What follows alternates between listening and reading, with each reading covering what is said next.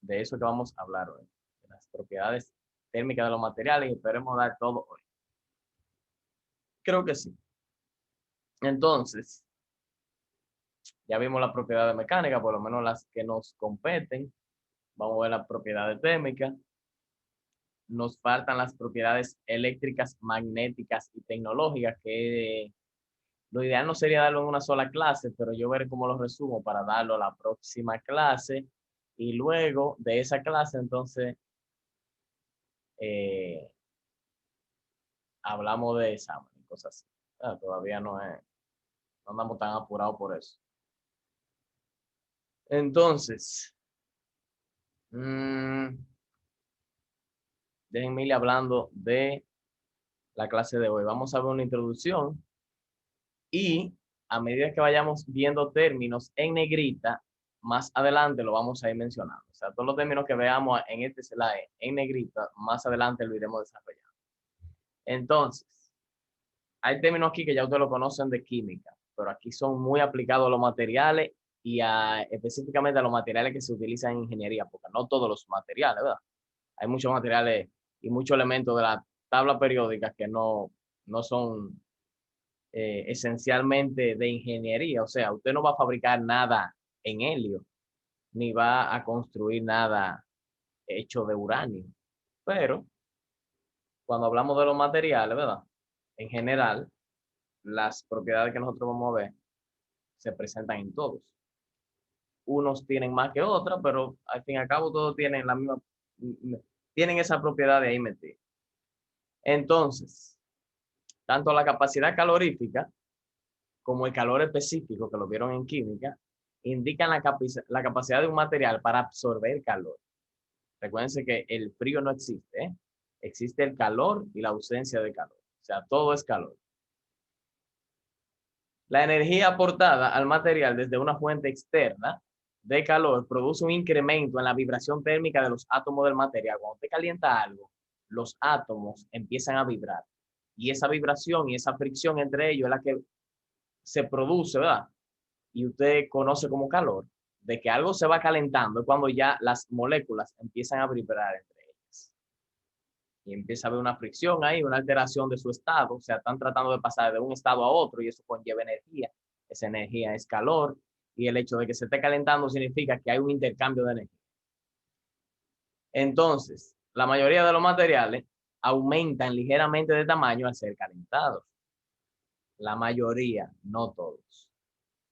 Esta dilatación térmica, eso que acabamos de ver que se llama dilatación térmica, es el resultado directo de la mayor distancia de separación entre los centros de los átomos adyacentes a medida que aumenta la vibración térmica de los átomos individuales al aumentar la temperatura. O sea, el hecho de que ya un átomo se vaya alejando a cierta distancia del centro, ¿verdad? Del otro átomo, ya eso es el resultado directo de, de lo que es la dilatación térmica. Entonces, ustedes van a ir viendo imágenes. Si hay alguna imagen que yo no les explico, porque son bastante obvias, ¿verdad?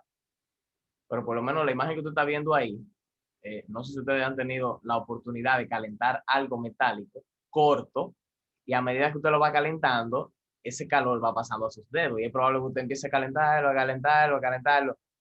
Yo recuerdo el momento en el que yo estaba pequeño e hice eso, creo que fue primera vez. No sé, cogí un pedazo de varilla, una pecha, no me acuerdo qué fue. Y empecé a calentarlo, de lo más bacano yo. Calienta, calienta, calienta, calienta. Hasta en un punto como que en mi cabeza no pasaba eso de que se estaba calentando en un lado, pero ese calor se iba a transmitir hacia donde yo estaba agarrando y me quemé. Entonces ahí fue como que, ahí yo desperté y dije como que, cónchale, si caliento allá, coge para acá por el hecho de ser un metal. O sea, ya lo de metal en mi cabeza quizás nada más llegaba hasta el punto de vista de eso que yo tenía en la mano, o de algo que sonara como quien dice metálico, una llave o algo así. Pero ya yo tenía en mente ya cuáles eran las cosas que yo calentaba y había como, ¿verdad? Pues se calentaba en la punta y cogía para donde mí. Eso que yo no sabía cómo se llamaba, que ahora nosotros lo vamos a ver aquí. Pero sí yo recuerdo exactamente ese momento en el que yo calenté algo y me quemé como así, me hice, esperando, no sé si era que se derritiera ahí, estaba yo ahí, pero yo me acuerdo, sí. O sea, ya hay cosas, ya eso no pasa porque ya usted tiene un conocimiento en su cabeza de que usted sabe que a la hora de usted coger un clic de eso de papel y usted ¿verdad? Lo pone totalmente, trata de doblarlo y ponerlo recto. Y usted empieza a calentarlo. Antes de usted ponerlo a calentar, ya usted sabe que ese calor va a llegar a los dedos, a menos que usted esté bastante lejos, ¿verdad? Y hay una disipación de camino a medida que ese calor se va prolongando. Eh, la idea es esa, la idea es que cuando usted ve un material, no tiene que ser que usted lo esté calentando, pero cuando usted ve un material que usted va a trabajar con él, ya usted conoce qué usted va a hacer. Usted más o menos dice, no, espérate, ese no. ¿Por qué? No, porque lo que yo voy a hacer tiene que ver con calor y eso se me va a calentar mucho. Eh, Inclusive, hasta a la hora de usted poner algo encima de una superficie, usted siempre piensa como que, o sea, nunca el calor de un microondas coge para afuera, aunque lo dice el microondas, como que, oye, esta superficie no ponga nada aquí arriba que se calienta. Tiene algún tiquecito por algún lado que dice que esa superficie se calienta. Pero eso para evitar algún tipo de... Los peligros se evitan, ¿verdad? Entonces hay cosas ya que usted la ve y usted toma decisiones ya por el material. Obviamente, cuando usted pone una olla de presión, una olla, usted pone un arroz y ese arroz, la tapa del arroz siempre tiene como un hoyito arriba para liberar la presión. Normalmente la gente pone ese hoyito como que le da a los estantes de arriba de la cocina. Entonces ya la gente, hasta esa misma decisión, le dice, déjame echar esto más para acá, porque ese vapor le está dando a la madera y por ahí puede producirse un calentamiento y se puede, vaina que la gente se crea en la cabeza, pero está bien, o sea, están pensando como un ingeniero, o sea, antes de hacer una cosa, piensan en qué podría suceder si, esa es la idea, eso es lo que cada materia de la universidad quiere despertar en usted. Entonces, a describir el flujo de calor a través de un material, la constante de proporcionalidad entre la velocidad de flujo de calor y el gradiente de temperatura es la conductividad térmica. Eso de gradiente, anótelo por ahí, para lo de la tarea, ¿verdad? Porque usted lo ha oído muchas veces, lo de gradiente, pero el gradiente se aplica en muchas situaciones.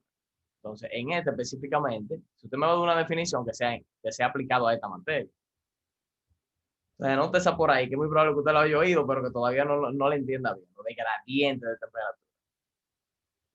Hay más tipos de gradiente, pero aquí no compete ese de gradiente de temperatura. El flujo de calor en un material puede producir consecuencias de tipo mecánico. El choque térmico, en negrita, hace referencia a la rotura del material debido al cambio de temperatura, normalmente un enfriamiento brusco. Eso como cuando usted le dicen, no abra la nevera caliente. No sé si a usted se lo han dicho, pero por ahí es que anda la cosa, ¿verdad? Obviamente, cuando usted tiene algo demasiado caliente y usted lo enfría de golpe, usted sabe que se rompe, usted lo que no sabe por qué. Eh, pero usted sabe que se rompe. Y es porque ese cambio brusco de temperatura es un cambio en la velocidad con la que los átomos que mencionamos ahorita se están moviendo. Imagínese que usted va a 200 kilómetros por hora para la capital y su carro frena de golpe. No diga que frena y se va guayando hasta el kilómetro 9. No. Frena, no guaya, frena y se queda ahí mismo, pero usted no. Usted está en el carro y el carro frena así de golpe, funciona el calor. Usted va a salir despegado a 200 kilómetros por hora del carro. Ahora, si usted no sale despegado y se queda dentro del carro, se le van a desprender todos los órganos, porque los órganos no están agarrados de nada. Lo mismo pasa con esos átomos que están arriba. Cuando ellos se están moviendo extremadamente rápido y usted ese cambio, esa temperatura que usted le está poniendo a ese material para que ellos se muevan tan rápido, usted la cambia de golpe, función escalón, algo casi incomprensible en ingeniería. Eso es lo que provoca ese choque térmico y hace que ese material sufra fracturas por el hecho de ese enfriamiento, ¿verdad? Bastante brusco. Después vamos a hablar de eso. Miren, en el trabajo en mi trabajo yo manejo materiales de ese color que usted está viendo, de las tres imágenes, de la de la derecha, la número 3.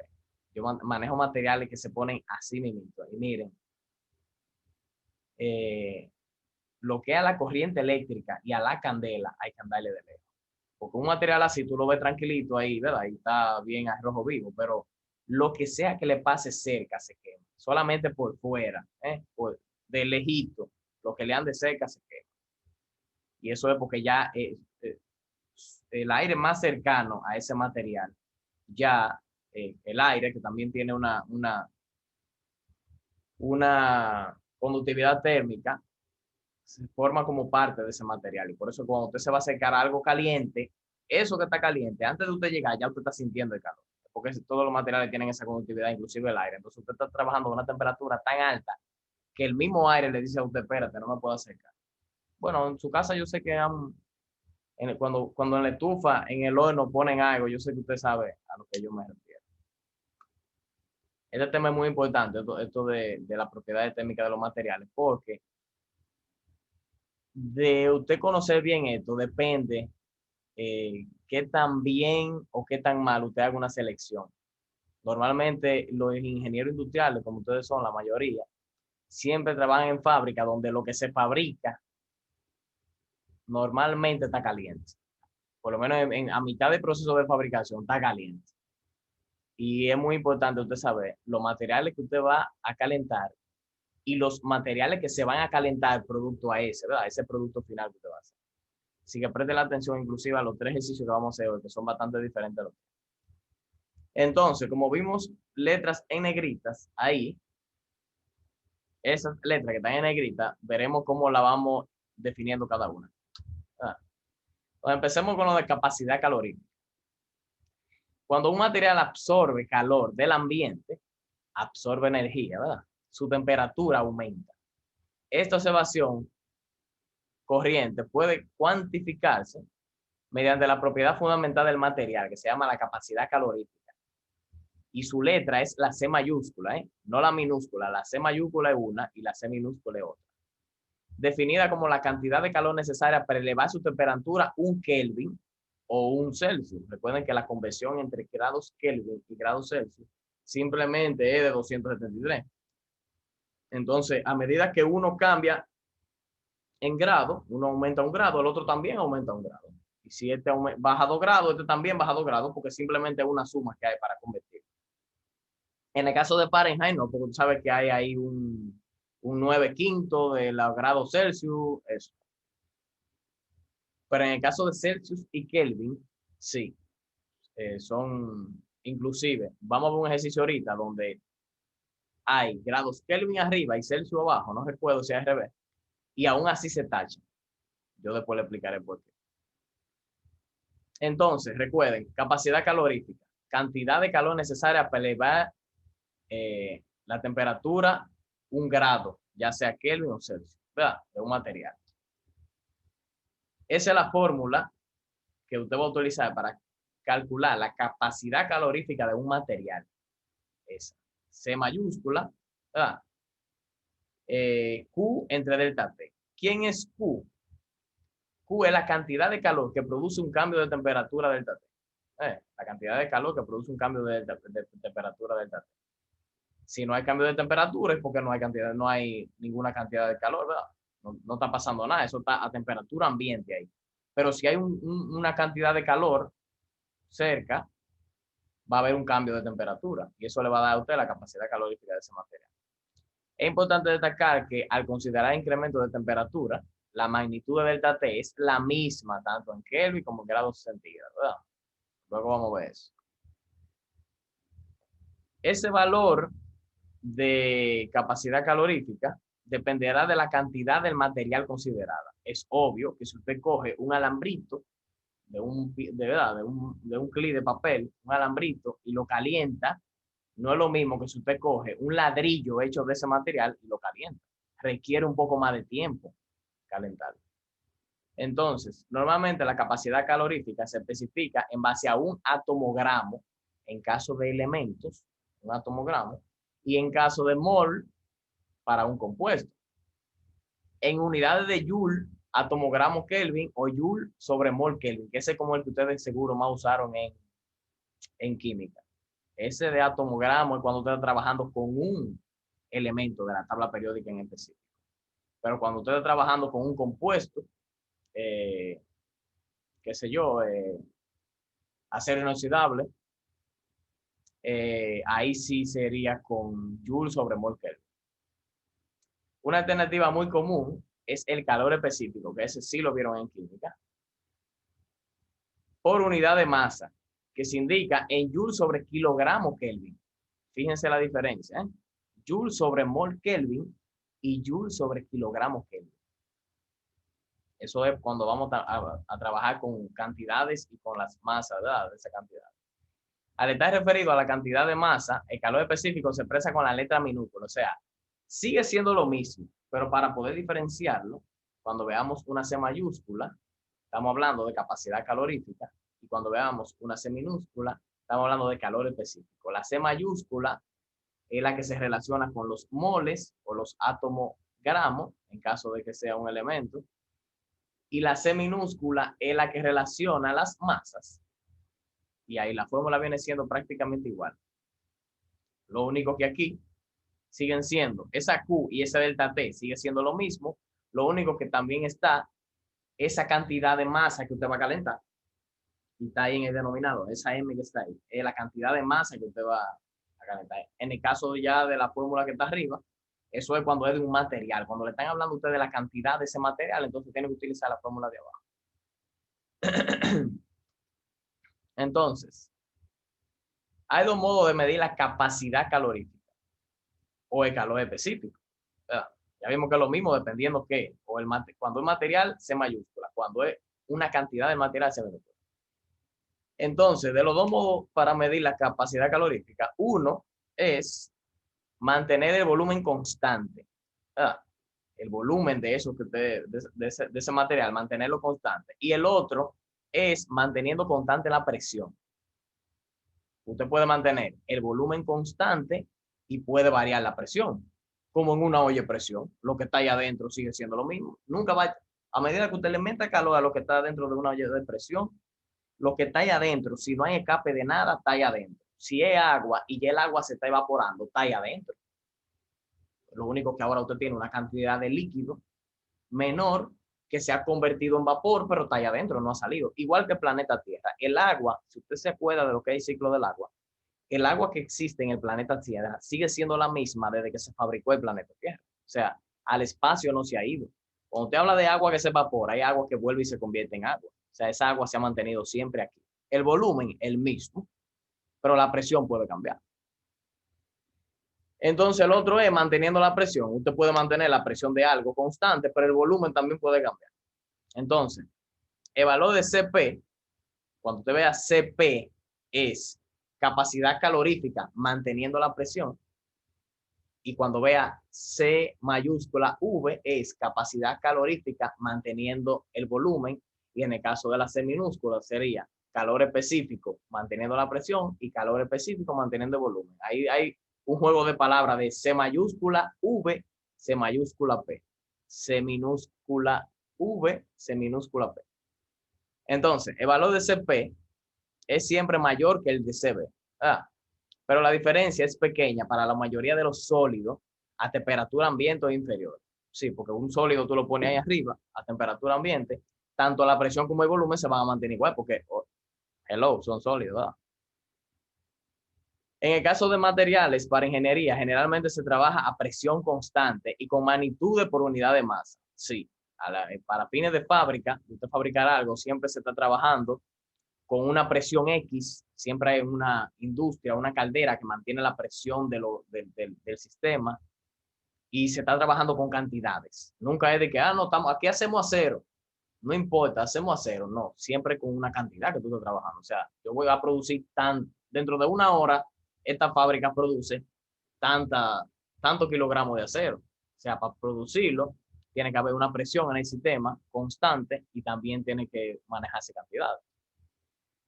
Entonces, aquí hay una tabla con diferentes materiales que es muy probable que de todo lo que están ahí ya usted lo conoce, porque de la fuente que yo saco la diapositiva, que preparo la diapositiva, suelen repetir los mismos materiales para que usted se mantenga dentro de la misma onda.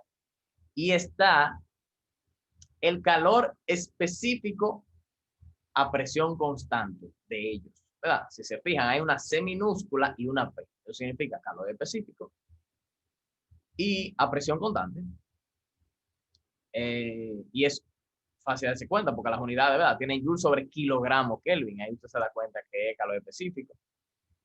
Entonces, esa tablita la vamos a usar ahorita, creo, no recuerdo. Es probable que la usemos ahorita en algún ejercicio, por ahí está. Pero esa tablita, claro, es una de algunos materiales. Cada material tiene su, ¿verdad?, su cantidad, su calor específico propio del material.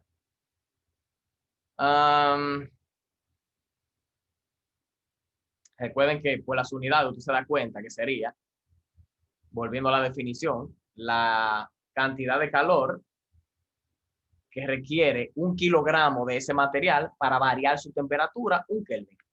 Viendo las unidades que están ahí, cantidad de calor, joules, que necesita 1 kilogramo, kilogramo está debajo, para cambiar su temperatura 1 grado Kelvin. Eso es lo que está ahí. Entonces, si se fijan, en cuanto a los polímeros, hay cantidades que son como por rango, porque saben que los polímeros no son muy allá, que digamos, ¿verdad? Como que no tienen un valor específico. Pero en cuanto a los materiales ya metales y cerámicos, sí, ellos sí mantienen ya un valor promedio, ¿verdad? Entonces, diversos estudios fundamentales acerca de la relación entre la vibración atómica y la capacidad calorífica en los primeros años del siglo XX condujeron a descubrir que a temperaturas muy bajas, la capacidad calorífica a volumen constante aumenta bruscamente de 0 a 0 Kelvin. Según esta fórmula que está aquí. Mirenla ahí. Capacidad calorífica a volumen constante va a ser A por T cuadrado. Ahora, ¿quién es A? A es una constante independiente de la temperatura. No tiene nada que ver con temperatura. Puede ser algo que tenga que ver con el material, pero esa A no está relacionada con la temperatura, aunque ahí está multiplicando la temperatura, pero no es directamente proporcional con ella en cuanto a de dónde viene. Sí, puede que esa A sea 1. Lo ideal es que sea 1, ¿verdad? Pero no depende de la temperatura. Más aún, ¿verdad? Por encima de la temperatura de Debbie, que anótenlo por ahí también, que es una persona que hizo sus estudios en cuanto a la propiedad térmica de los materiales, y él se inventó su temperatura. Claro, él tiene criterio para haberse inventado eso. Es como que yo ahora sí, qué sé yo, 1 grado Fabián son los grados Celsius más 5. A mí se me tocó la gana de hacer eso. Yo cada vez que usted ve 1 grado Celsius y le sume 5, lo que te dé es 1 grado Fabián. Yo me inventé eso ahora mismo, ¿verdad? No es que él hizo eso, pero se lo puse en negrita para que usted investigue eso de temperatura de Debbie. Más adelante usted va a ver un cuadrito, pero usted puede investigar sobre él y sobre qué hizo él. Fíjense que la temperatura de Debbie la podemos abreviar como teta D, ¿verdad? El valor de CB se estabiliza aproximadamente en 3 R, siendo R la constante universal de los gases. Usted dirá, profe, pero en cuanto a los materiales, es una cosa, pero entonces los gases son otra. No, la constante universal de los gases están ahí porque cualquier material puede producir esos gases. Claro, eso es la constante universal de los gases ideales. Pero desde algún punto de referencia se tuvo que empezar para tú decir, bueno, este cambio de temperatura podemos coger como referencia a los gases ideales ya que tienen su propia constante. Entonces, recuerden que estamos hablando de la capacidad calorífica, que a temperatura muy baja aumenta bruscamente. Entonces, miren el siguiente cuadrito que está aquí, que creo que atrás viene el ejercicio, ¿verdad? Para explicarle un poquito este cuadrito. Yo tengo un material cualquiera y según la temperatura de Debbie está a 0 grados, ¿verdad? A 0 grados. Pero miren cómo entre 0 grados y la temperatura que Debbie llamó la temperatura de él, hay que saber el tipo de conversión. Obviamente aquí abajo está en grado Kelvin, ¿verdad? Pero si se fijan, no hay números debajo. Simplemente las abscisas son la temperatura Kelvin. Y si se fijan, hay un cambio brusco a medida que el material se va va subiendo, ¿verdad? La temperatura muy baja, pero cuando el material va subiendo. O sea, mantiene como mantiene algo constante al principio, lineal, y después se va poniendo como más asíntota. Para que ustedes entiendan ese grafiquito, ¿dónde está el lapicito? Voy a ponerlo por aquí. Por aquí lo tengo. Fíjense que tú tienes un material que está a 0 grados. Por ejemplo, está a 0 grados. Hay un cambio brusco de temperatura entre la temperatura de Debbie y 0, pero después de ahí el material como que se estabiliza. Siempre pasa eso cuando el material está frío. Ahora, eso que usted ve en este eje, lo podemos medir en grados Kelvin o en grados Celsius. Claro, Debbie utilizó una escala para él. Pero en el eje Y, fíjense que lo que tenemos es la capacidad calorífica. A medida que la temperatura va aumentando, la capacidad calorífica se va estabilizando, pero al principio hay un cambio brusco. En algunos materiales pasa eso. Recuerden que esa R no es de radio, es de la R, de la constante universal de los gases. Es muy probable que usted no se acuerde, pero yo se la voy a acordar, no se apure. Hay muchas fuentes que dan esas unidades diferentes, la dan diferente, pero eso es por el sistema. Nosotros, en el sistema de nosotros tratamos de mantener siempre un valor que uno pueda acordarse. Creo que 8 y pico, 8 punto algo, la constante de los gases. Joule, 8 punto algo, Joule sobre mol Kelvin. 8 punto pico, no sé. Anda por ahí, 8 punto pico. Entonces, miren, eso de los kilogramos y los moles y los atomogramos, para que usted entienda eso, vamos a un ejercicio. Qué bueno que se lo aprendan ese ejercicio. Entonces, miren, para que vean cómo funciona el grafiquito de aquí, ¿verdad? Al principio todos los materiales sufren este cambio brusco en cuanto al cambio de temperatura, pero ya después se estabiliza. Entonces, miren este ejercicio.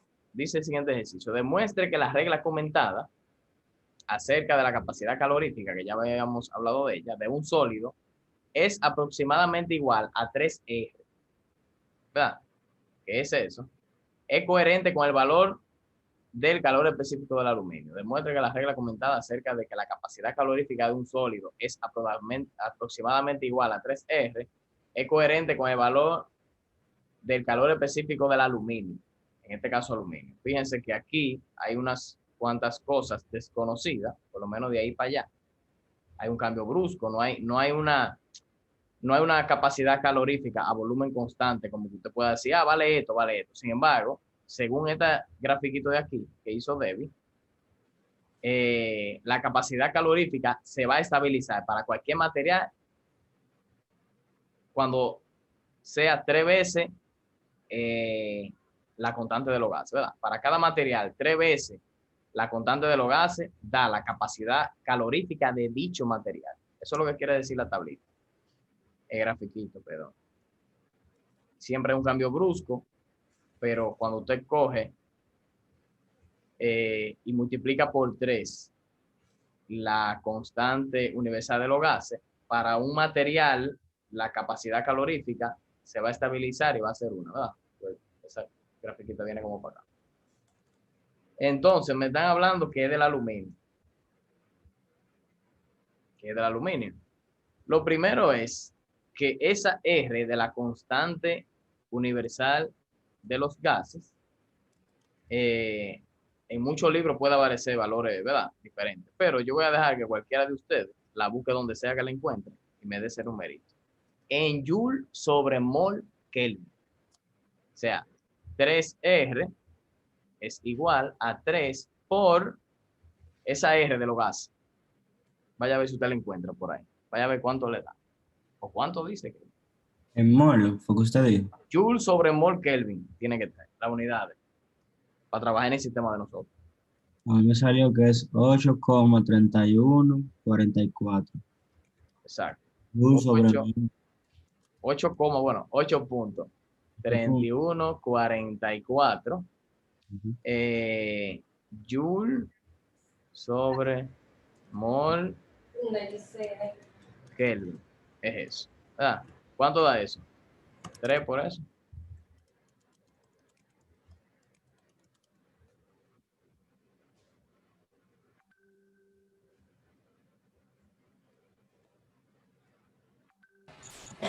$24.9432.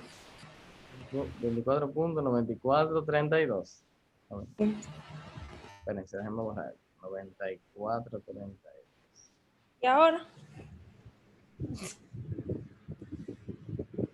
Ay, 9432 coge un chin de almendra. Joule sobre mol Kelvin. Cuando ustedes no estén usando los micrófonos, apaguen. Entonces, me dicen que del aluminio, ¿verdad? Yo le puse una tablita aquí atrás. Que, ¿dónde está la tablita? Me habla del aluminio. Vamos a ver si la veo. Ok. Aquí me está hablando del aluminio, ¿verdad? Me está hablando de la capacidad calorífica, burum, burum. Vamos a ver si apareció otra tablita por aquí. No, ese de dilatación. Ok. Entonces, ¿se acuerdan que yo le mandé la tabla periódica? Recuerden también que el aluminio es un compuesto de la tabla periódica, o sea, es un elemento. Cuando estamos trabajando con elementos y no con compuestos, estamos trabajando con átomo-gramo. Pero esa medida de átomo-gramo es a la tabla, a los elementos de la tabla periódica, como a compuestos se refiere en caso de mole. Entonces, lo que nosotros tenemos ahora es que ver cuántas unidades de masa atómica tiene el aluminio. ¿Cuántas unidades de masa atómica tiene el aluminio? Si usted se va, déjenme hacer una transferencia ahora para que vean cómo conseguimos eso. Si usted se va a la... Exacto, si usted se va a la... Déjenme ver cómo me salgo de aquí. Ok, si usted se va a la tabla periódica que yo le mandé, déjenme entrar, se va a dar cuenta que, se la comparto ahora a la pantalla, ¿verdad? Se va a dar cuenta que en la tabla periódica, mírenlo aquí, estamos trabajando con el aluminio. Usted le da las propiedades del aluminio, vean, ahí arriba. Propiedades del aluminio. Y cuando usted selecciona el aluminio, mírenlo aquí, ¿dónde está? Vean, le aparece ese numerito que está ahí abajo, vean. ¿Ven? Ese numerito que está ahí, debajo del nombre de aluminio. Si usted lo busca aquí abajo, mírenlo aquí, ese numerito es el peso atómico. Pero ese peso atómico me lo da en UMA, unidades de masa atómica. ¿Se acuerdan? De UMA. Eso. Eso es lo que hay en un gramo. Eso es, perdón, eso es lo que hay en un mol. Ah, un mol de aluminio son 26.982 gramos. Así es. Un mol de aluminio son 26, sí, aquí están, 26.9815385. Vamos a anotar ese número enterito. Voy a ponerlo por aquí. 96. ¿Cómo la nota? Entonces, 96, perdón, 26.9815.385. Anoté ese numerito por ahí. Eso es lo que usted anda buscando, ¿verdad? Porque le están hablando del aluminio, pero no le están hablando de cantidad. Entonces tú dices, bueno, el aluminio está en la tabla periódica, lo que me están dando es átomo gramos, pero yo quiero saber, como las unidades que yo estoy trabajando es en joule sobre mol Kelvin, yo tengo que ver cuántos gramos tiene un mol de aluminio. Entonces, eso es lo que le va a dar la tabla periódica abajo, ¿verdad? El peso atómico. Un mol de aluminio tiene 26.9815.385 gramos. Si volvemos a la diapositiva, vamos a volver para allá. Aquí está. Ok, ahí volvemos a la diapositiva. Entonces, si se fijan, podemos anotarlo por aquí. A ver, puntero, tigre. Si se fijan, podemos poner por aquí que en un mol de aluminio hay 26.9815.385 gramos. Entonces, lo que me están pidiendo, lo que me están pidiendo es demostrar que la capacidad calorífica del aluminio me va a dar 3 veces eso. Si yo multiplico 3R, ya lo multipliqué, da 24 y pico.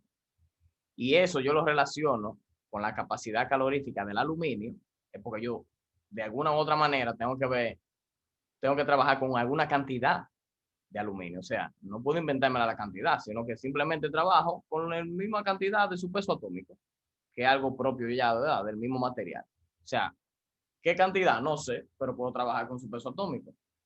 En el caso del aluminio sería, demostrar eso sería 3R es igual, recuerden que la capacidad calorífica, para acá atrás, ¿dónde está?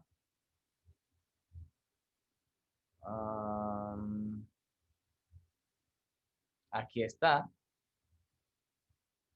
En el aluminio dice que son 900, pero yo voy a trabajar, o sea, la respuesta tiene que darme joule sobre kilogramo Kelvin. Sobre kilogramo Kelvin. Y yo estoy trabajando con joule sobre mol Kelvin. Yo tengo que pasar esos mol a kilogramos. Tengo que pasar esos mol a kilogramos. Si lo paso esos mol a kilogramos y lo multiplico aquí, me va a dar 3 veces R. Entonces, sería 24, 3R me da 24.9432 joule sobre mol Kelvin. Entonces, esos moles que están ahí, tengo que pasarlo, ¿verdad? Como el aluminio, cogí su peso atómico y voy a trabajar con la cantidad que dice que es su peso atómico, con esa de ahí. Entonces, esos moles, yo no los quiero en moles, yo los quiero en gramos. Lo puedo convertir ahí. Para que esos moles están dividiendo, vean. Esos moles están en la parte de abajo. Entonces, si yo quisiera quitar esos moles de ahí y ponerle, en vez de mol, kilogramos, yo necesito multiplicar por mol arriba, un mol, entre la cantidad del aluminio debajo, que sería 26.9815.385. Y eso, ahora tengo, perdón, aquí abajo son gramos, ¿verdad? Entonces, ahora se va mol con mol y abajo me queda joule sobre gramos Kelvin. Pero la respuesta no me puede dar joule sobre gramos Kelvin. La respuesta me tiene que dar joule sobre kilogramos Kelvin. Entonces, esos kilogramos yo tengo que pasarlo a gramos. Entonces, recuerden que simplemente multiplico. Como el gramo está abajo, yo quiero que quede kilogramo abajo y digo que un kilogramo son 1000 gramos. Y eso hace que se vaya ese gramo con ese gramo, ese mol con ese mol y me quede joule sobre kilogramos Kelvin. Vayan a ver cuánto le da ahora 3R. O sea, la idea es demostrar que una cosa da igual que la otra. 24.9432 por 1000 entre 26.9815. Tratan de meter sola cifra. Eso me dio 924.4543. 924 puntos. 4543. 45, 43. Esas son pelusas, ¿verdad? Eso sería joule sobre kilogramo Kelvin. Según esta tablita, vamos a darle para atrás. Según esta tablita, a mí el aluminio da 900, ¿lo ven? 900, 924. Si buscamos otra tabla, déjame ver dónde está.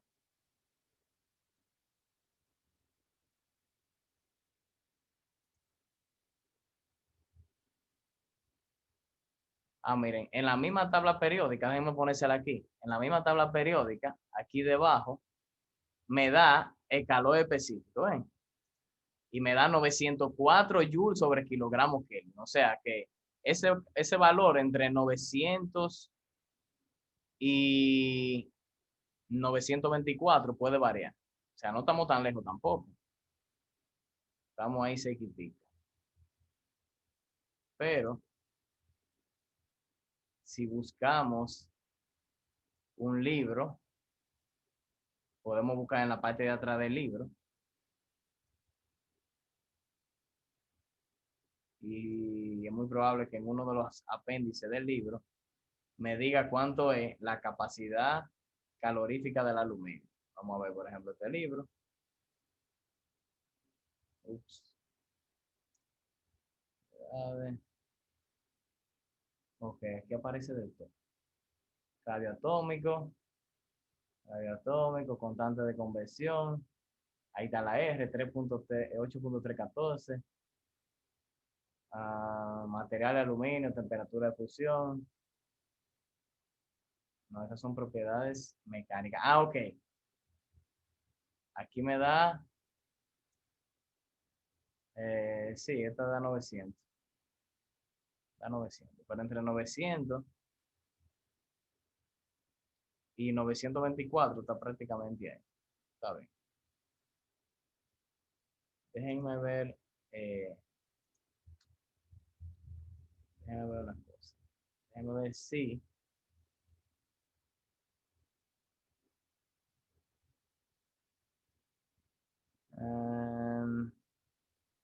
Los libros redondean mucho.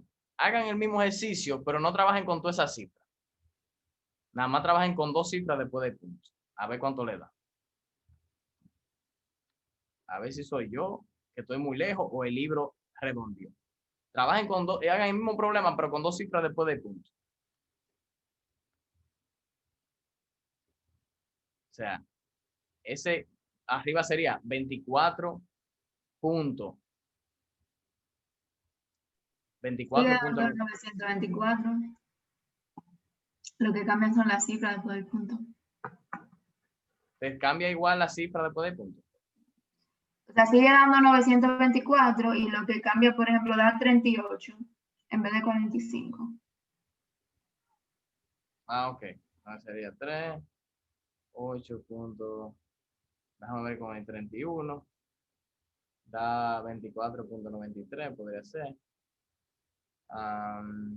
Esos moles serían 26.98.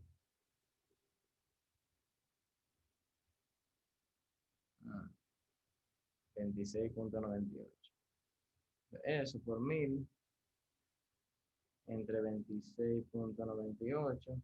Sí, sigue siendo 924. Lo que pasa, ya yo sé qué es lo que pasa. Porque da un poquito lejos, pero sigue dando prácticamente lo mismo. Ya yo sé dónde está el truco. Ya sé dónde está el truco, pues si a ustedes le da diferente.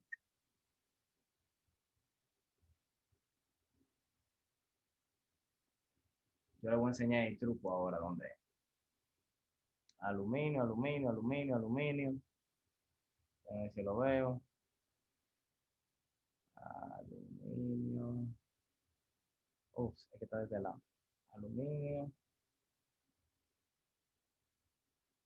Pero aparece aluminio. ¿Cómo que sigue? Qué tonto. Pero aquí, aluminio. Ah, mira, ellos utilizan 26. Exacto, nosotros utilizamos 2698. Exacto. Sí, es razonable. Ese 900, ese 924, está muy. O sea, la idea no es que dé exactamente igual, porque si se fijan en la grafiquita, no va a dar, ¿dónde está la grafiquita? No va a dar exactamente, no va a dar exactamente igual. Fíjense que a medida, ¿verdad? Según la temperatura, a medida que la gráfica se va poniendo recta, hay un cambio ahí. No, 3R allá arribota, pero ya ahí sería un valor muy. Pero ya para pasar de un grado al otro, la temperatura nunca va a quedar igual. O sea que el 900 y el 924 da razonablemente dentro del rango. Malo que hubiese dado 500 y 900, pero entre 900 y 924 está muy bien. Entonces, ese ejercicio, anótenlo por ahí. Si usted quiere, busque, haga el mismo ejercicio, pero trabaje con otro material. Trate de demostrar lo que sé yo, para 2 o 3 materiales, para que se aprenda bien el ejercicio. Eso en cuanto a capacidad calorífica y calor específico. En cuanto a los materiales, ya sea propio del material o una cantidad de material. Si es propio del material, ya usted sabe cómo trabajar. Si es una cantidad de material, tiene que buscar la masa atómica del material y tratar de pasar esa masa atómica a gramos y después pasarla a kilogramos, a una cantidad que usted pueda decir, bueno, para esta yo puedo cambiar la capacidad calorífica de tal material, va a ser el cambio de temperatura a 1 kilogramo, variándolo de 1 grado a otro. Pero usted va a trabajar en kilogramos, ¿verdad? Si lo iba a trabajar en gramos, no tiene que hacer la parte que era multiplicar por 1000 y dividir entre 1 kilogramo. Entonces, hablemos de dilatación térmica. Voy a ponerlo por aquí, déjame ver. Okay. Un aumento de la temperatura origina una mayor vibración térmica de los átomos del material y un aumento de la distancia media de separación entre los átomos adyacentes. Ya eso lo vimos. En general, la dimensión global del material en una determinada dirección, ¿verdad? Porque a la hora de que tú calientes un material hacia alguna dirección coge, L, aumentará al hacerlo la temperatura T. Ya vimos que cuando usted calienta un material, normalmente la mayoría de materiales se alargan a medida que usted lo va calentando. Esta relación se refleja mediante el coeficiente de dilatación lineal, alfa. O sea, ¿qué tanto se alarga para una X temperatura, para un cambio de temperatura? Eso lo va a determinar el coeficiente de dilatación lineal. Mientras más pequeño, menos se dilata. Mientras más grande, más se dilata. Entonces, la fórmula del coeficiente de dilatación lineal es esa. dl entre L por dt. Ahora, si se fijan, usted tiene derivada arriba, vean. Para los que tienen buena visión, derivada arriba y derivada abajo. Está muy bien, tiene derivada arriba y derivada abajo, ¿verdad? Porque hay un cambio. Hay un cambio de temperatura y hay un cambio de longitud. Sin embargo, eso que está aquí, usted lo conoce, ¿ven? Eso que está de este lado, usted lo habitó antes. ¿Se acuerdan de la deformación en ingeniería? La deformación ingenieril, mírenlo ahí. Vuelve y aparece el milímetro sobre el milímetro, ¿verdad? Que también lo vieron los que están en mecánica de material. Importantísimo eso. Eso vendría siendo, ¿verdad? Como la deformación unitaria. La deformación unitaria del material a medida que yo le cambio su temperatura en 1 grado. Eso viene siendo el coeficiente de dilatación lineal. Entonces, hay que considerar que los coeficientes de dilatación lineal de los cerámicos y vidrio, usted verá por qué ellos en específico, son generalmente inferiores a los de los metales, que son a su vez menores que de los polímeros. La diferencia está relacionada con la forma de la curva de la energía de enlace Vamos a ver eso. Pues si no se lo vieron en química, yo se lo voy a recordar. Los cerámicos y vidrios generalmente poseen mayores energía de enlace asociada en relación a sus enlaces de tipo covalente iónico. Acuérdense de la energía que se necesita para mantener los átomos unidos. El resultado es un pozo de energía más simétrico, con un menor incremento de la distancia interatómica a medida que aumenta la temperatura. Entonces, hablando de esa curva, déjenme subrayarla por aquí, curva de la energía de enlace. Más adelante se la voy a enseñar. Déjenme primero presentarle los valores de coeficiente de dilatación lineal para distintos materiales. Y volvemos a ver prácticamente los mismos materiales de siempre. Fíjense esta tabla. Los valores que aparecen aquí es alfa, ¿verdad? Cada valorcito que está aquí debajo es alfa. Ahora, esos alfa están a diferentes temperaturas. A temperatura ambiente, que viene siendo 27 grados Celsius, están los metales, pero no están los cerámicos. Y están los polímeros. ¿Alguien sabe por qué? Están los metales. Mírenlo ahí, están los metálicos, ¿verdad? Están los polímeros, pero aquí no hay cerámico, ni a esta temperatura tampoco. ¿Por qué no? Tienen que acordarse para qué son los cerámicos, si me quieren responder.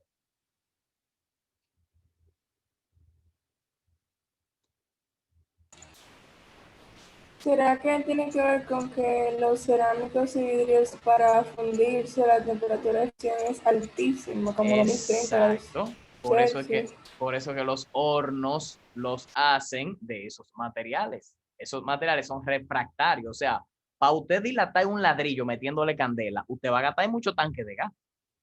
Son muchos los tanques de gas que usted va a gastar y que para no como quiera lo va a gastar todito porque la temperatura de combustible que se usa en los tanques de gas no llega a la temperatura de fusión de un ladrillo. Yo me acuerdo de un loco allí en Corazán que me saltó a mí con una estupidez. Dije que si yo quería matar un galipote, tendría que calentar una piedra. Y cuando la piedra se esté derritiendo, que le tire la piedra sin mirar para atrás. Una estupidez de borracho. Pero yo dándole mente, dije, coño, pero para calentar una piedra de nivel que se esté derritiendo, hay que gastar mucho tanque de gas. Igual que los cerámicos y los vidrios. El coeficiente de hidratación está en un rango más alto porque a esa temperatura es que ellos vienen ya deformándose. Cuando digo deformándose es que la energía que lo mantiene esos átomos unidos, ¿verdad? Cuando hablamos de calor, hablamos de energía, ya usted le ha metido tanta energía que puede romper ese enlace, ¿verdad? Puede romper ese enlace. De eso que vamos a ver la curvita ahora, ahí adelante. Pero ya ustedes saben que tiene esa tablita ahí y vamos a hacer otro ejercicio para que después vean cómo se usa la tablita. Profe, una Entonces, pregunta. miren, dímelo. En la tabla anterior, ¿por Sí. qué los metales y creo que los polímeros tienen un exponente que dice A, B, A, B? Ah, no. Esa A y esa AB y esa Esa- A de aquí, lo que hace referencia es del libro que yo saqué esta tabla, debajo habían referencias de dónde ellos sacaron esos valores. O sea, ah, los ok. valores para los metales, esos valores están ahí porque esa persona que hizo esta tabla dijo que A era tal libro, un libro tal. Y todo lo que tenían una B, sacó los valores de un libro tal. O sea, que esa A y esa B son referencias de otra persona hacia otros libros, las cuales yo no involucré en la gráfica, pero no Ok, tiene nada que ver con la clase. ok, gracias. ¿Quién fue que ok, Sergio fue que preguntó, ¿verdad? Sí, sí. Okay. Yo siempre he dicho que eso no es malo ser curioso, pero yo siempre pensé que cuando yo puse la tabla, yo dije, va a aparecer un curioso que me va a preguntar qué es la A y la B. Y la A y la B no tienen nada que ver con la clase. Eso fue algo que el que hizo la tablita puso abajo y dijo, esos números yo los saqué de tal libro que se fabricó en el año 48. Yo dije, ¿para qué diablo lo voy a poner en un libro del año 48? No voy a poner eso. Pero obviamente se quedó la A y la B ahí, pero sí. Por lo menos supe responderte, ¿verdad? Porque yo dije, va a aparecer un curioso y va a preguntar. Y para saber, para cuando él pregunte, déjame yo ver qué diablo era la A y la B. Ya llegué. Entonces, volviendo a lo de la energía de enlace, ¿verdad? De por qué, ¿verdad? Esa tablita está muy ligada a ese slide. esa tablita que está ahí está muy ligada a ese slide. ¿Por qué esos valores y por qué esos rangos de valores? Y es que tienen que ver con la energía de enlace que hay para mantener los átomos unidos. La representación de la energía del enlace atómico en función de la distancia interatómica para un sólido con un enlace débil, que es este señor de aquí, y un sólido con un enlace fuerte. Miren, ese que está de este lado es un sólido con un enlace débil, y esa es la gráfica de energía de enlace de un sólido con un enlace fuerte. Si se fijan, la distancia interatómica está dada por esa curva que está aquí, por esa curva. Cuando esa curva ya no se hace simétrica, cuando la curva empieza a doblar, es porque a menor temperatura que estos que están de este lado, ya este material, que es un sólido con un enlace débil, empieza ya a separarse. Los átomos empiezan a separarse debido a esa curva que está ahí, ¿verdad? A la inclinación de esa curva. Mientras más recta se mantenga esa curva, es lo que, miren, como esta de este lado, miren aquí, es lo que me define que un material tiene una energía de enlace más fuerte que otro. O sea, ese material es más difícil que a la hora de yo calentarlo se dilate que otro material. O sea, la de los metales y la de los plásticos, que pueden, obviamente, llegan a estar en estado sólido, esas curvas, para cada material es una curva diferente, pero es como la misma anatomía, ¿verdad? Esa curvita que está aquí. Esos valores para cada temperatura coge un valor, para cada temperatura coge un valor, va cambiando para los metales y los polímeros, pero para los cerámicos se ven así. O sea, obviamente va a llegar un punto en que la curva va a empezar a doblar. Eso cuando ya se está rompiendo el enlace. Claro, hay un punto en el que el cerámico tú lo calientas y se va a empezar a deformar. Pero fíjense que requiere ya demasiados valores para que ya la curva empiece a doblar. O sea, que eso tiene que ver con la energía de enlace, que eso ya es algo muy de química. Pero sí es bueno yo recordárselo para que sepan de dónde viene eso, de por qué un material como los cerámico y vidrio requieren más temperatura que otros, obviamente, hasta el mismo nombre lo dice, la energía del enlace. ¿Qué tanta energía tú necesitas para romper ese enlace? Entonces, aquí hay una correlación, ¿verdad? Entre la fortaleza del enlace y la propiedad del material. Lo que vimos y algo que es propio del material. O sea, un sólido con un enlace débil tiene esas tres cosas que están ahí. Tiene baja temperatura de fusión, bajo módulo elástico. ¿Saben lo que es la temperatura de fusión? Ya es la temperatura a la que cambia de un estado a otro, de sólido a líquido o de líquido a gas. Bajo módulo elástico, acuérdense de la curvita, que de una vez hace así y empieza a doblar. Y alto coeficiente de dilatación.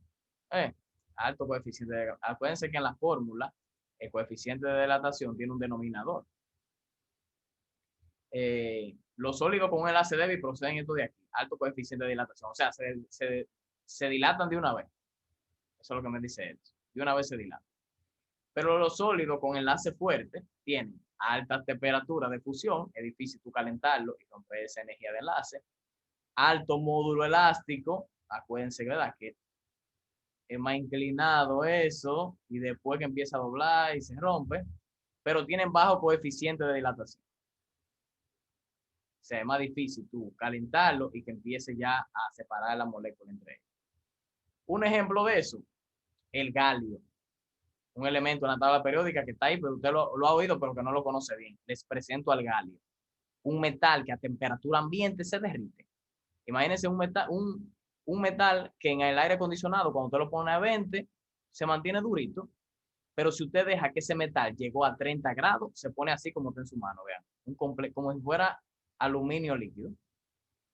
Así mismo se pone.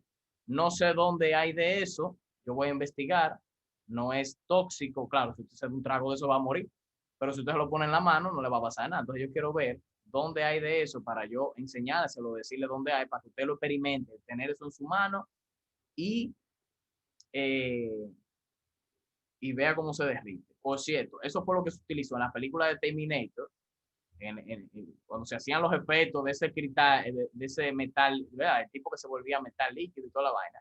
Ese fue el material que usaron.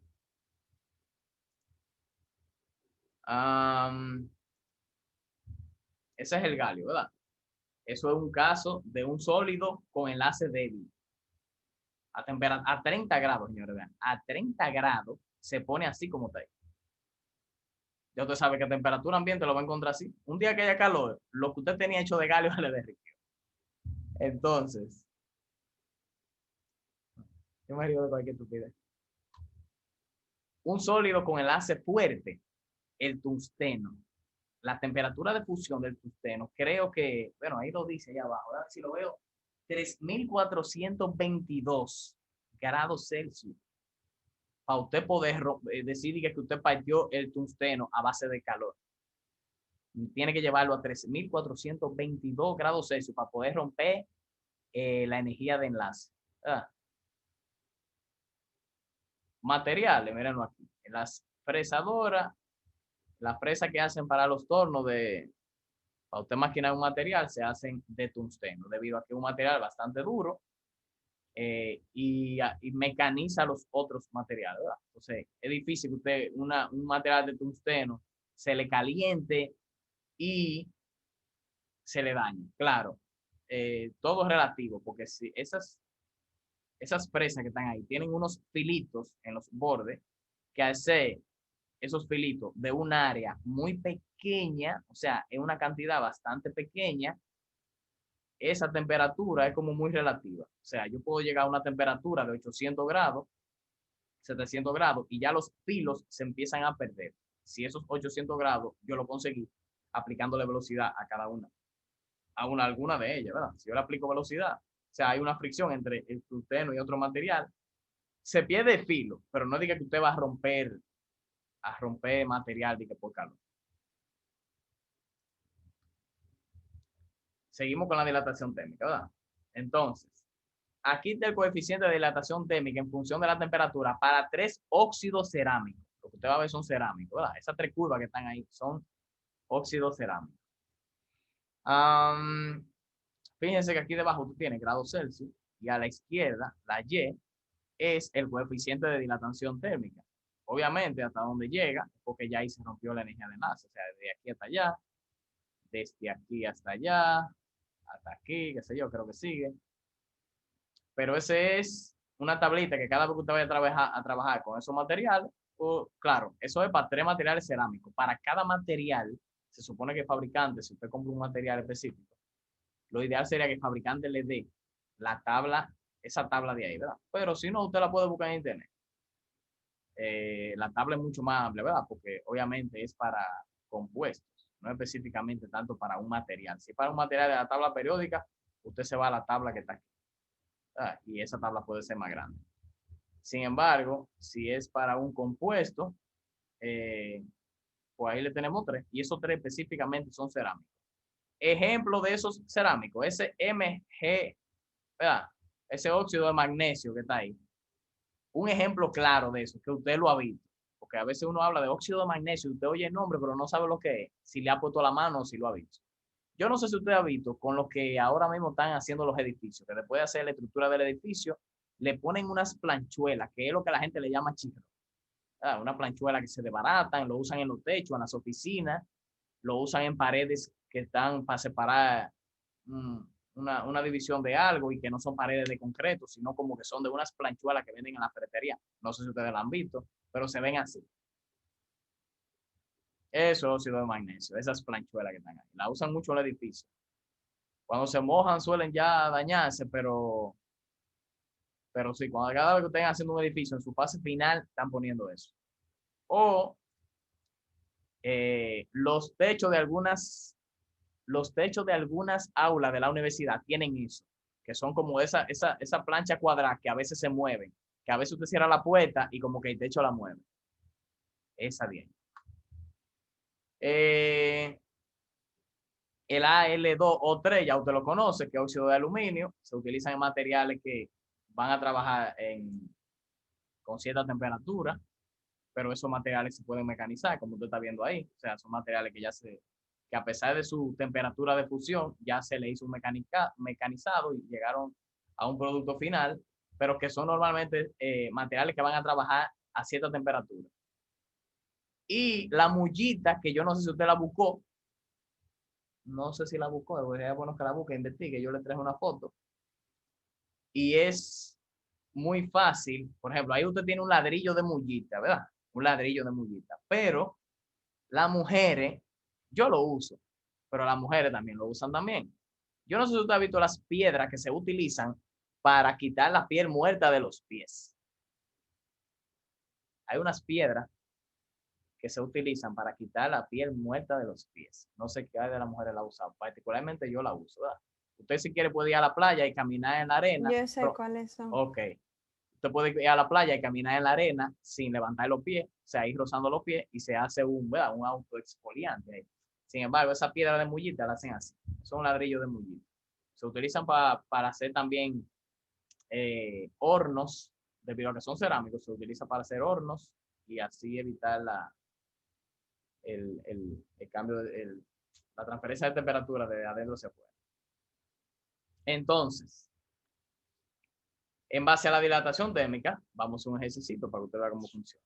Entonces, dice el ejercicio, un tubo de Al2O3, obviamente, ¿verdad? De óxido de aluminio, de 0.1 metro de longitud para un horno, o sea, ese tubo se va a usar para un horno, se calienta desde temperatura ambiente, que son 25 grados Celsius, hasta 1000 grados. O sea, ese tubo de 0.1 metro de longitud se calienta desde la temperatura ambiente a 25 grados Celsius hasta 1000 grados Celsius. Se calentó hasta llegar hasta allá. Como en su laboratorio, no sé si han visto, que ya seguro, no sé si ya han trabajado con los hornos que están allá o su profesor ya le enseñó un video, porque creo que no están yendo, no sé. Que eso le toma un tiempo al horno llegar a esa temperatura. Al principio no le cuesta trabajo al horno llegar a esa temperatura, pero cuando está llegando ya a una temperatura máxima le toma un poquito más de tiempo. Entonces como que hay un tubo ahí que se calentó para llegar de 25 a 1000. Suponiendo que el tubo no se haya sometido a compresión, o sea, el tubo no está recibiendo ningún tipo de esfuerzo, se está ahí tranquilito, calcúlese el incremento de longitud que provoca dicho calentamiento. Entonces, lo primero es que el tubo es de óxido de aluminio, ¿verdad? Necesitamos algún dato del óxido de aluminio, pero lo que me están pidiendo es el incremento de longitud, o sea, ese cambio de longitud. Acuérdense de la fórmula de el coeficiente de dilatación lineal va a ser igual a dL entre L dt. Entonces, como nosotros vamos a trabajar con incrementos y no con derivadas, podemos poner esa fórmula de la siguiente manera. Podemos poner que el coeficiente va a ser igual a delta L sobre L por delta T. Vamos a trabajar con incrementos ya definidos, no con derivadas, ¿no? A medida que cambia una cosa, la otra no. Ya sabemos de cuánto a cuánto cambió. Pero lo que me están pidiendo en ese problema es el cambio de longitud. Vean, eso que está aquí arriba. Si reescribimos la fórmula sería delta L igual, creo que todo el mundo queda multiplicando, alfa L delta T. Ahora, ¿quién es alfa? No la conozco. ¿Pero de qué materia me están hablando? De óxido de aluminio. Vamos para atrás, para buscar el coeficiente de ese señor. Mírenlo aquí. Entonces, óxido de aluminio, mírenlo aquí donde está, ven. Ese es. Vamos a caerle atrás. 8.8, ¿verdad? 8.8 milímetros sobre milímetros Celsius por día a las 6. Dice ahí. 8.8. Entonces, alfa delta L es igual a 8.8 por 10 a la menos 6 milímetro sobre milímetro Celsius. Celsius por la longitud del tubo. La longitud del tubo, 0.1 metro. Y el cambio de temperatura es de 25 a 1000. Pero la idea no es que a usted le quede negativo. O sea, siempre ponga, ¿verdad? Ese cambio, ese delta se supone que es T2 menos T1. O sea, que sería 1000 menos 25. Entonces,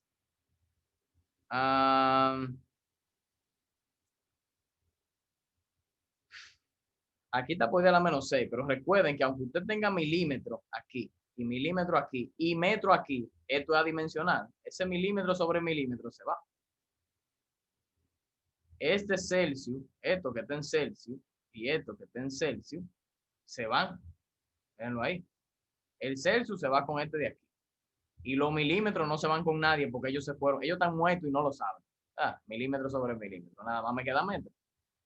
Pero ese puede ir a la 6, puede ir a la menos 6 que está ahí, hay que respetarlo. Entonces, esa variación de longitud, ¿cuánto le da? 8.8 puede ir a la menos 6. Por 0.1, pues la diferencia de 8.58 por 10 a la menos 4.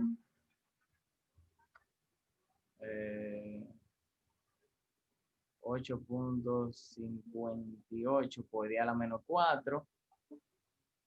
0.858 por 10 a la menos 3 metros. No te estoy contradiciendo, pero es más fácil tú verlo así y ahora decir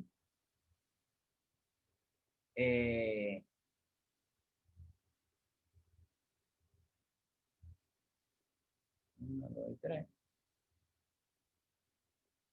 Bueno, sí. La idea de ponerlo, o sea, tú me lo diste con por 10 a la menos 4, pero la idea de ponerlo por 10 a la menos 3 y dejarlo metros es para poder ponerlo en una unidad más bonita, que serían 8.58 por 10 a la menos 3 metros, son milímetros, o sea que eso es lo que va a variar. Entonces, si usted coge ese tubo y lo pone tranquilito adentro del horno, usted coge ese tubo y lo pone tranquilito adentro del horno. Creo que van a hacer esa práctica, pero no con un tubo, ¿no? Van a coger unos cuantos materiales, pero no son un formato de tubo, son sólidos. Si tú coges ese material y no está con presión, está tranquilito, si tú lo paras por el mismo peso del material, él mismo se va comprimiendo, por el mismo peso del material se va comprimiendo. Lo ideal es que tú lo pongas acotado en el horno, ¿verdad? Lo pongas así y lo dejes tranquilito y lo eleves. Claro, tiene que ser un tubo, no puede ser sólido. Y lo eleves de 25 a 1000. Él solito, tú lo mides antes de ponerlo y después a 1000 grados tú lo mides y va a variar eso. Créanme, eso no es, señores, eso casi llega a 1 milímetro. Tú lo ves y tú dices, eso no ha cambiado, profe. Sí, cambió. Aunque usted no lo crea, ingeniería, esa cantidad, pues muy pequeña que sea, es mucho. Entonces, vimos capacidad calorífica, calor específico, dilatación térmica. Ahora vamos a ver conductividad térmica. ¿Cuántos slides nos quedan? Este y 3 más. Pero usted sabe que hay mucha cosa y son las 5:22. Oh, muy bien. Pues tengo una clase que no vamos temprano. Espero yo siempre digo eso y después no vamos tarde. Entonces, conductividad térmica. La conductividad térmica, vamos a llamarle K, se define mediante la ley de Fourier. Ustedes después investigan quién fue Fourier. Fourier hizo muchas cosas, pero enfóquese en lo que hizo Fourier para esta materia. Si usted lo va a investigar y lo va a poner en su tarea. Si no, no es necesario. A mí me interesa más que usted investigue los materiales a que usted investigue un carajo que lo estudió los materiales y ya se murió. Es bueno saber quién era ese, pero concéntrese más en los materiales. O en las palabras que usted no conozca, no tanto en el personaje ese. Entonces, la conductividad térmica acá podemos definirla de la siguiente manera. K es menos dQ sobre dt y todo eso entre A dt de X. Ahora, eso es demasiada información, ¿verdad? Para tan pocos segundos. Vamos a ver cómo se lee esa fórmula que está ahí. Las unidades de la conductividad térmica va a ser Joule sobre segundo metro Kelvin. Joule por cada segundo metro Kelvin. Suena raro eso, pero usted verá qué significa. Con las mismas unidades, a veces uno ve las unidades y no entiende bien ni la fórmula ni las unidades y se queda como que, cónchale, en la vida real, ¿qué significa eso? O sea, yo multipliqué todo eso, pero es como que usted dice, bueno, metro sobre segundo es la cantidad de metros que yo recorro en un segundo. Metro sobre segundo cuadrado es la cantidad de velocidad que yo cambio en un segundo. La velocidad, cómo yo la voy cambiando cada segundo. Está bien, esas son cantidades que usted puede, y yo sé que ustedes a veces se preocupan por eso, como, ¿qué significa eso en la vida real? Atiendan. Lo que está encima de esa fórmula es la velocidad de transferencia de calor. ¿Qué tan rápido pasa el calor de un sitio a otro? Sin importar, no estamos hablando de material ni nada de eso, no, no, no. La velocidad de usted sentir que aquí hay 27 grados y aquí no hay nada. O sea, aquí hay 27 y aquí hay 26. ¿Qué tiempo dura en que aquí hayan 27 y aquí 27? Ese grado, ¿verdad? Esa velocidad de transferencia, a la velocidad que pasa el calor de aquí hasta aquí. Cuando ya usted empieza a sentir. Como cuando usted tiene un vaso agarrado y le echan un té caliente. Usted tiene su vaso, sea de porcelana, sea de los vasos que tienen el 5. Usted no ha visto unos vasos de aluminio que son 555. Esos vasos me encantan. Porque como que lo que tú echas ya tú lo sientes de una vez. Claro, si es caliente lo tiene que soltar. Pero imagínese que usted agarra un vasito de esos que son de aluminio y le echan un café caliente. Y usted lo tiene agarrado. Fíjense que inmediatamente le echan el café, ya usted empieza a sentir el calor que tiene que soltar el vaso. Esa velocidad de transferencia de calor, ¿ves? Esa energía que pasó de un sitio a otro. Por eso es, profe, que cuando se toma café se utilizan vasos cerámicos. Es lo ideal. Con asa. Esa pregunta tuya está como para hacerme reír, pero lo lograste, me hiciste reír, porque es obvio. Sí, o sea, los vasos son para beber agua. Para beber líquidos son los vasos. Para beber cerveza, para beber vino, para beber Johnny Negro. Para eso son los vasos. Ahora, las tazas tienen algo en específico. O sea, se agarra la taza por la asa, porque lo que está dentro no es conveniente que tú lo agarres con la mano. Tú ves, como que no haya esa transferencia de calor. Entonces, normalmente los cafés, té y cosas aledañas se agarran con un envase que tenga asa. La cerveza se agarra con asa. ¿Por qué? Porque si tú lo agarras con tu mano, el calor de tu mano pasa de la cerveza y la cerveza se calienta. Se le va el frío a la cerveza. El que diga eso, para estar lejosico, yo. De que se le fue el frío a la cerveza, no. Se calentó la cerveza. Porque yo he oído gente que dice se calentó la cerveza. Pero que se le va el frío a la cerveza. Mátelo, mátelo. O gente que en el aula, ya ustedes lo han hecho, lo han oído o lo han visto. Gente que en el aula, con aire, dicen, cierra esa puerta que se sale el frío. Yo le autorizo a que coja una mascota y vaya y le parte el hocico. Si es ingeniero, si es de administración o veterinaria, no le diga nada. Usted le enseña. Pero si es ingeniero y saltó de que con que cierra la puerta que se ve, se sale el frío, pártale el hocico. Dije yo, usted me lo manda a poner mí con el hocico roto. Lo que está arriba, vean, en el numerador, es la velocidad de transferencia de calor. De esa forma. Esa A que está abajo es el área. ¿Verdad? El área. Fíjense que en el dibujito aquí, usted tiene esa área de edad, donde existe la transferencia de calor. Que en el caso de un vaso, como el que yo le expliqué, con café, hasta donde llegue el café. Hasta donde llegue el café, por ahí. Hasta donde llegue, toda esa área de ahí, por fuera, ¿verdad? Toda esa área. La velocidad de transferencia, ese café va con energía, va caliente, va con energía. Hay una transferencia de calor en un área, que es el área que cubre el café, entre un gradiente de temperatura, que usted también tiene que buscar lo que es gradiente. Fíjense que gradiente tiene que ver con la distancia. El cambio de temperatura por distancia. Lo mismo del alambrito que le expliqué al principio. Ve que no era lo loco del alambrito, no era yo burlándome de mí mismo. Usted coge el alambrito y lo va calentando. Pero ¿qué pasa? Hay un punto en que tú dices, lo siento tibio, allá en la punta está caliente, pero aquí tú lo sientes tibio. Por la longitud que tuvo que recorrer la energía, ¿verdad? El calor, hay un gradiente de temperatura. Puede que tú calientes algo y pase más rápido que otra cosa. Entonces, todavía estamos viendo la fórmula y no sabemos cómo leerla. Miren cómo se lee esa fórmula que está ahí. Aunque tenga ese menos delante, no importa. Ese menos es para que le dé el resultado positivo, porque normalmente cuando hay una transferencia de calor de una distancia, usted coge una referencia y puede que usted coja de adentro para afuera o de afuera para adentro y desde ahí aparezca un signo negativo. Pero simplemente ese menos es para indicar alguna dirección. Ese menos no tiene nada que ver con la temperatura de que bajando o subiendo. Entonces, miren cómo se lee eso. La conductividad térmica se define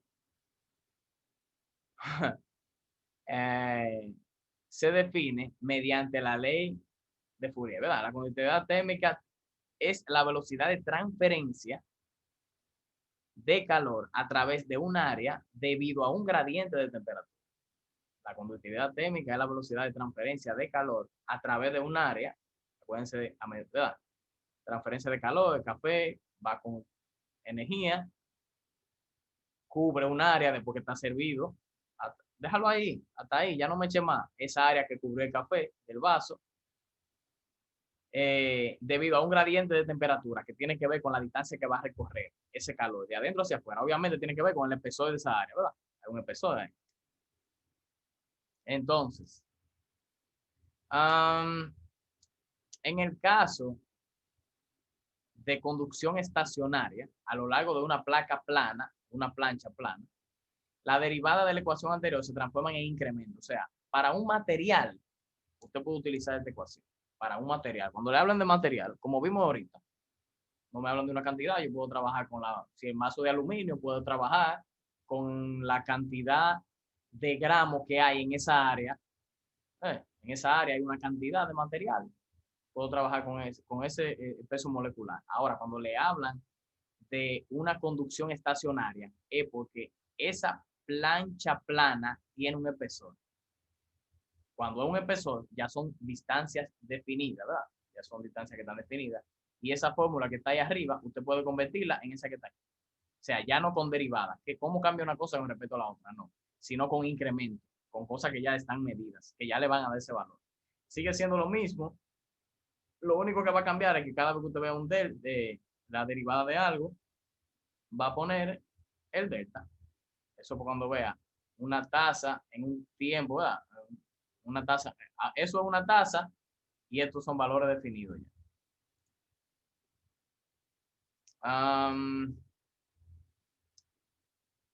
Esta ecuación resulta adecuada para describir el flujo de calor a través de paredes refractarias en horno a alta temperatura. ¿Por qué? Porque el horno tiene un espesor. Tú dices, bueno, el espesor del horno son 2 pulgadas. Como el horno tiene 2 pulgadas, ya existe una velocidad de transferencia de calor que usted puede conseguir. Tiene un área que es la que el horno cubre completamente y hay un gradiente de temperatura que tiene que ver con la distancia que va a recorrer ese calor para salir hacia afuera. O sea que esa ecuación es la que se usa para los diseños de los hornos. Eso cuando hablan de la conductividad térmica de ese horno. Bueno, entonces, aquí obviamente están los valores de conductividad térmica para distintos materiales. Ya los materiales normalmente siempre se repiten. Pero fíjense que ahora esta tabla es muy parecida a la que vimos anteriormente. A esta de aquí.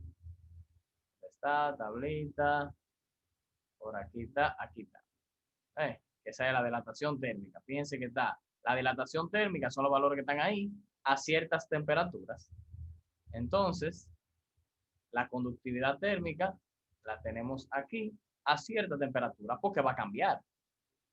La conductividad térmica de un material va a cambiar con la temperatura. Yo le voy a poner el ejemplo más sencillo, más para adelante. Son las 5:32, me quedan 8 minutos. Yo le voy a poner un par de minutos más para adelante. Entonces ahí está la tablita con algunos materiales y la conductividad térmica de cada uno. Fíjense que esos valores que están ahí son Joule sobre segundo metro Kelvin. Ya vimos que es lo que se necesita, ¿verdad? Ese cambio de temperatura en un área, en un gradiente de velocidad. En un gradiente de calor. Entonces, hay valores fíjense que para los polímeros siempre vamos a tener valores que no son como muy exactos, porque puede variar el polímero. Ya vimos que el polímero tiene zonas donde no es muy constante, que digamos, en cuanto a sus propiedades mecánicas y obviamente sus propiedades térmicas. Pero vamos a ver si nos da tiempo al final hacer un ejercicio de eso. Pero déjenme darle para adelante entonces. Entonces, miren una cosa. En el caso de los cerámicos y polímeros, no cerámico y vidrio, no, cerámicos y polímeros. Metal es una cosa, cerámico otra, polímero otra. Pero en caso de los cerámicos y polímeros, en ellos específicamente, las vibraciones atómicas son la fuente predominante de la conductividad térmica. Fíjense que en ellos es que existe o mayor o menor vibración entre las moléculas, dado el pequeño número de electrones de conducción. O sea, en un plástico hay poca conducción eléctrica. En un cerámico también hay poca conducción. Son materiales que tú no puedes utilizar para la conducción eléctrica debido a que en su última capa no pueden haber mucha transferencia de electrones. En ambos casos, o sea, aunque sean materiales distintos, en la última capa se le complica hacer transferencia de electrones. Esta vibración de la red, sin embargo, también se comportan como ondas. A medida que se van moviendo esas vibraciones, también se comportan como ondas e interfieren de forma similar en el desorden estructural de toda, ¿verdad?, de la estructura atómica. De todo ello se deriva que los vidrios tendrán en general menor conductividad térmica que los cerámicos cristalinos de la misma composición química. Eso ya tiene que ver con la estructura, y en cuanto a la transferencia de electrones en la última capa, ya los vidrios, recuerden que los vidrios son amorfos. Los vidrios son amorfos y no tienen una estructura molecular muy definida. Que los cerámicos cristalinos, que sí tienen una estructura más definida, ellos sí pueden tener un poquito más de conductividad térmica. Del mismo modo, los polímeros amorfos, que no tienen una estructura bien definida, tendrán normalmente menor conductividad térmica que los polímeros cristalinos. O sea, tenemos polímeros que son malos, pero dentro de los más malos están los muy malos, que son los amorfos, no tienen estructura cristalina, y los polímeros son malos, pero los mejorcitos, que son los cristalinos, que por lo menos tienen una estructura más cristalina. Eso ayuda un poquito más, ¿verdad?, a la transferencia de calor.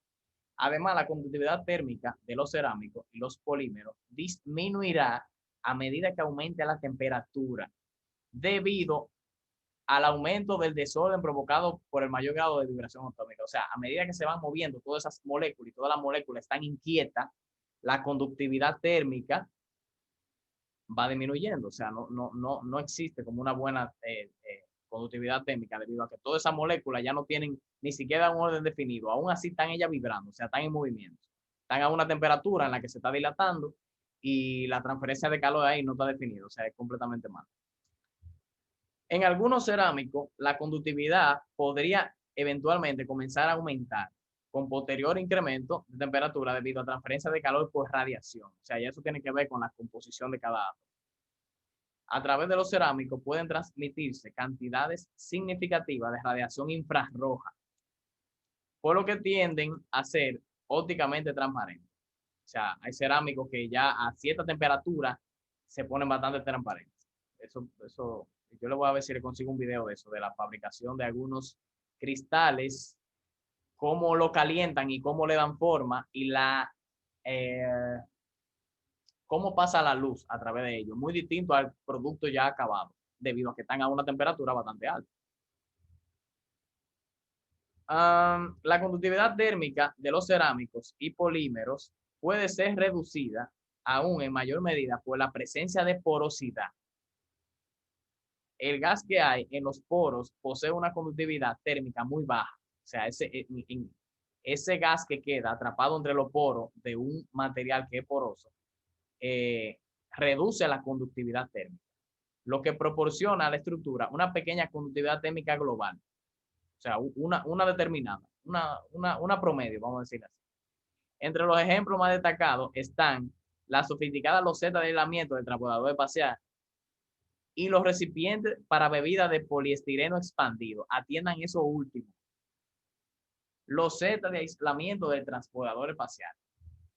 Cuando ustedes pegan, yo sé que ustedes no van a despegar. Déjenme dejarle el ejercicio ahí para que lo copien y lo hacemos después. O yo después le mando un coso para que lo hagan. Pero no vamos a hacer el ejercicio. Por cuestiones de tiempo no vamos a hacer el ejercicio. Simplemente en los 2 minutos que me quedan, déjenme explicarles eso que está aquí. Que es muy cómico. Dicen sofisticadas losetas de aislamiento del transbordador espacial. Cuando usted sale en su transbordador espacial, ¿verdad? Hacia el espacio, cuando usted sale hacia el espacio, usted va a una velocidad tan grande, que cuando usted va saliendo, sale a una velocidad bastante grande hacia el espacio. Grandísima, una velocidad grandísima. Sin embargo, eso no se compara con la velocidad a la que usted entra del espacio para acá. Cuando usted sale en un transbordador espacial, usted nunca ha salido, yo sé que no, pero imagínense que sí. Cuando usted sale hacia el espacio a una velocidad muy alta, muy bien. Saliendo no importa, porque las velocidades no son extremas. Ahora, cuando usted vuelve del espacio para el planeta Tierra, la fricción que hay entre la brisa, entre el aire y la nave es tan grande que la nave se pone al rojo vivo. El transbordador espacial se vuelve al rojo vivo, pero hay rojo vivo así como está aquí arriba, vean, así, hay rojo vivo se pone. Entonces usted dice, ¿cómo puede ser que adentro hay 7, 8 tripulantes y ese calor extremo afuera, ellos adentro no sienten la más mínima, ¿verdad? El más mínimo cambio de temperatura no lo sienten ellos adentro. Ellos sienten la vibración de que la máquina se está meneando, la verdad, sintiendo la fricción. Pero ese calor extremo que hay afuera, ellos no lo sienten adentro. Pero para nada, no lo sienten. Eso es debido al el diseño de las losetas que cubren el transbordador. No se lo voy a dejar como tarea, pero ustedes saben que así como yo no lo dejo de tarea, lo puedo preguntar en un quiz, un examen. Usted tiene que buscar la historia del transbordador espacial Columbia. Columbia. Ese transbordador espacial. Investíguese la historia del Columbia, de transbordador espacial. Ese día. Se llamaba Columbia. Hay uno en Netflix que se llama el Challenger, que fue en el año 86. Ese no. Ese subiendo explotó. Subiendo explotó al minuto. Pero eso fue por un problema ya de algo mecánico de la misma nave. Pero está muy relacionado con lo que está aquí, vean, con eso de los zetas de aislamiento. Eso está bastante relacionado. Lo que le pasó al Columbia, yo creo que usted, claro, eso, lo malo que le pasó subiendo, pero no se sentía porque ellos estaban saliendo del planeta Tierra. Cuando ellos estaban entrando al planeta Tierra, pasó algo. Investíguese sobre el Columbia. Eso es una cosa. Eso por un lado, ¿verdad? Por el otro, dice aquí, los recipientes para bebida de poliestireno expandido. ¿Usted sabe lo que es eso? Ramón sabe lo que es eso. Ramón, diga usted, ¿qué es eso? Ese material que está ahí. Ese. El poliestireno. Poliestireno expandido. Ese fue el que yo mencioné de... No. Ese es muy común entre ustedes.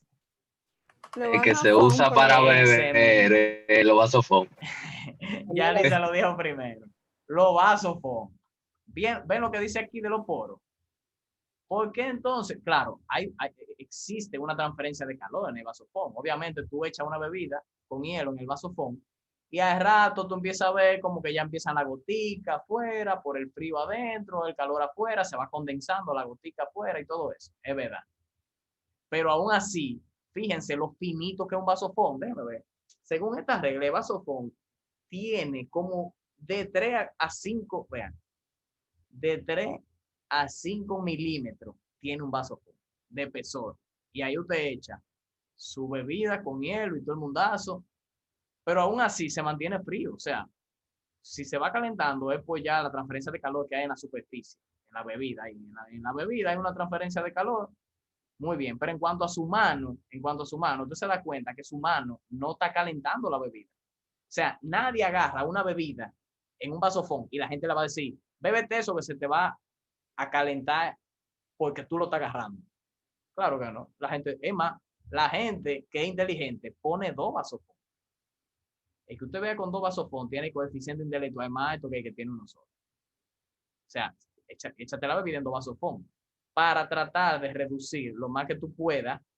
El calor que va a venir del alrededor. Exacto, exacto.